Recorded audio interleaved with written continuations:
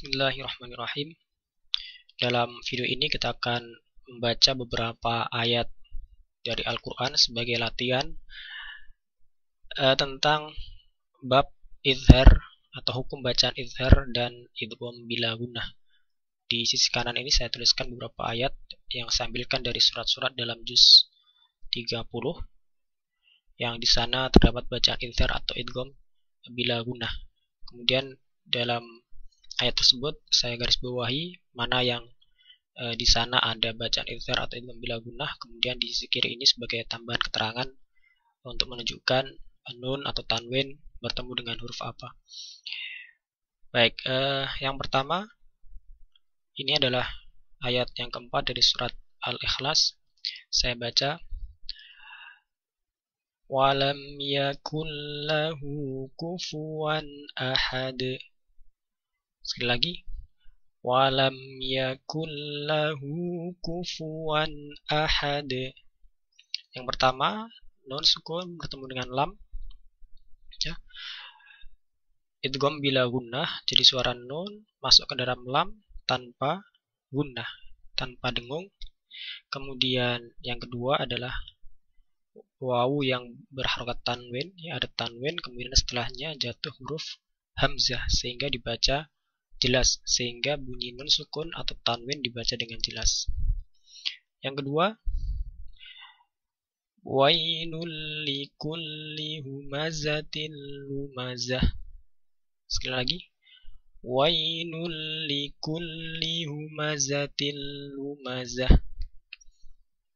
Yang pertama, tanwin pada huruf lam, kemudian setelahnya jatuh huruf lam, maka di sana tanwin diidghamkan atau dileburkan ke huruf lam, bunyi nun sukun dileburkan ke dalam huruf lam tanpa disertai dengan gunnah, tanpa dengung. Yang kedua juga sama, di sini ada tanwin bertemu dengan huruf lam, sehingga bunyi tanwin atau suara nun sukun dileburkan ke dalam huruf lam tanpa disertai dengan gunnah. Yang ketiga saya baca, ini adalah surat Al-Qari'ah ayat yang ke-7. Fahuwa fi 'ishatir radiyah. Sekali lagi, fahuwa fi 'ishatir radiyah.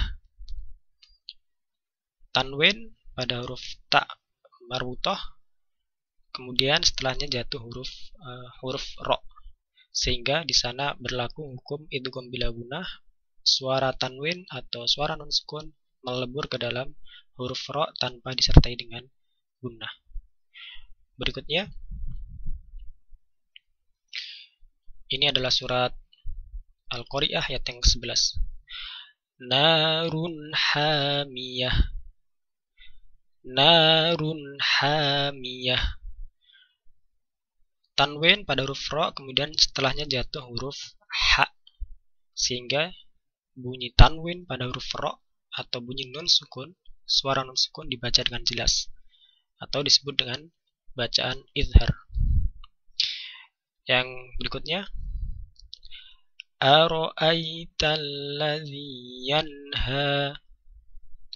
Ara'aital ladzi yanha. Ini surat Al-Alaq ayat yang ke-9.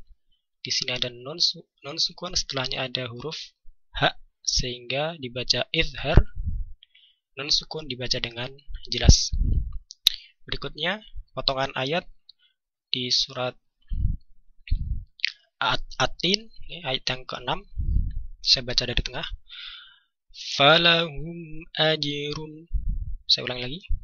Falahum ajrun ghairu mamnun. Falahum ajrun ghairu mamnun. Run, ya, tanwin pada huruf ro, kemudian setelahnya ada ghain, maka dibaca dengan jelas bunyi tanwin atau suara nun sukunnya. Berikutnya, surat Al-Ghasyiyah ayat yang ke-5. Tusqa min 'ainin aniyah. tusqa min ainin aniyah. Min a ya, nun sukun dibaca dengan jelas bertemu dengan ain. Kemudian yang kedua ada tanwin bertemu dengan hamzah juga dibaca dengan jelas atau disebut dengan izhar. Ingat, jangan sampai membaca jelas kemudian membuat antara nun sukun atau tanwin dengan huruf yang setelahnya ada jeda di sana. Misalnya tusqa min ainin aniyah. Ya, ada jeda di antara nun dan ain. Jangan sampai. Sekali lagi saya baca, dibaca mengalir namun suara nun atau tanwin dibaca dengan jelas. Tusqa min ainin aniyah. Baik, yang berikutnya terakhir ini surat Abasa ayat yang ke-18. Min ayyi syai'in khalaqah. Min ayyi syai'in khalaqah. Nun sukun bertemu dengan hamzah. Izhar, suara nun sukun dibaca dengan jelas. Kemudian setelah yang kedua hamzah berharokat tanwin, kemudian jatuh setelahnya huruf kha, maka tanwin atau suara nun sukun dibaca dengan jelas karena kha juga termasuk huruf izhar. Demikian, wallahu a'lam.